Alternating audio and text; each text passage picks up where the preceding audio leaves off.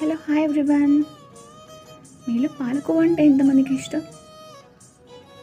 నేనైతే చిన్నగా ఉన్నప్పుడు మా ఊర్లోకి ఒక బండి వచ్చేది, పాలకోవా తీసుకోవా అంటూ. అందులో బండిలో కోవా పెట్టి ఇచ్చేవాడు. 10 రూపీస్కి ఒక బండి ఇచ్చేవాడు. చాలా బాగుండేది. ఇప్పుడు కూడా అదే గుర్తు వచ్చి మా హస్బెండ్ని అడిగాను, నాకు తినాలని ఉంది అని.